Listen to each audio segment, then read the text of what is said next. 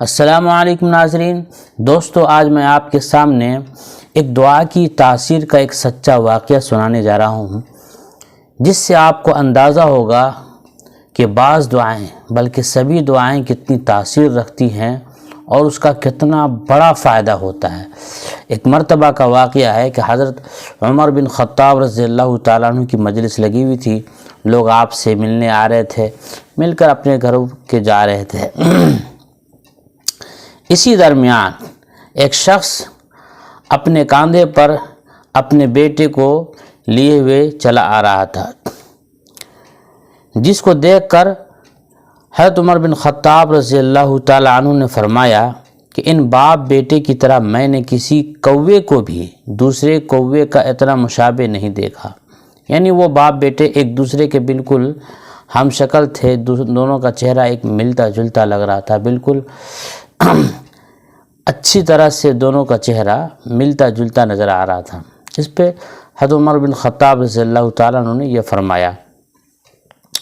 اس شخص نے کہا، جو شخص اپنے بیٹے کو اپنے کاندھے پر بٹھا کر لا رہا تھا، کہ خدا کی قسم اس ماں نے، اس کی ماں نے، اس بچے کی ماں نے جو میرے کاندھے پر ہے، اس بچے کی ماں نے اس بچہ کو موت کے بعد جنا ہے۔ یعنی یہ بچہ مرنے کے بعد اپنی ماں کے پیٹ سے پیدا ہوا۔ حضرت عمر بن خطاب رضی اللہ تعالیٰ عنہ نے فرمایا کہ کیا کہتے ہو، یہ کیسے ممکن ہے؟ تو اس شخص نے کہا کہ میں فلاں جنگ میں اس کی ماں کو حاملہ چھوڑ کر چلا گیا تھا۔ جاتے وقت میں نے اس کی ماں پر یہ دعا پڑھی تھی، استودع اللہ ما فی بطنی کا، جو کچھ تمہارے شکن میں ہے اس کو اللہ کے پاس امانت رکھتا ہوں۔ میں واپس آیا تو پتہ چلا کہ وہ انتقال کر گئی ہیں۔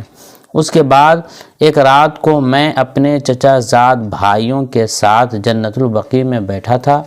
اچانک دیکھا کہ قبرستان میں چراغ کی روشنی جیسی ایک خاص قسم کی روشنی نظر آ رہی ہے۔ میں نے اپنے چچا زاد بھائیوں سے پوچھا، یہ کیا ہے؟ انہوں نے کہا، ہمیں نہیں معلوم، البتہ ہر رات ہی فلاں عورت کی قبر کے پاس یہ روشنی ہم دیکھتے ہیں۔ میں نے اپنے ساتھ کھدائی کے آلات، کھدائی کے ساز و سامان لیے اور قبر کی طرف چل پڑا۔ دیکھا کہ قبر کھلی ہوئی ہے اور یہ بچہ اس کی ماں کی گود میں ہے۔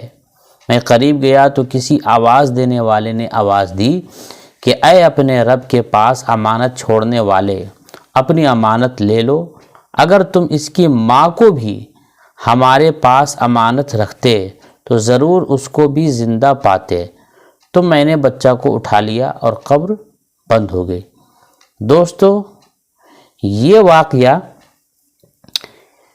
واقعہ کتاب مجاب الدعوہ میں نقل کی گئی ہے، صفحہ نمبر 45 میں۔ اسی طرح سے مناقب امیر المومنین عمر بن خطاب رضی اللہ عنہ یہ کتاب ہے جو علامہ ابن جوزی رحمۃ اللہ علیہ نے لکھی ہے۔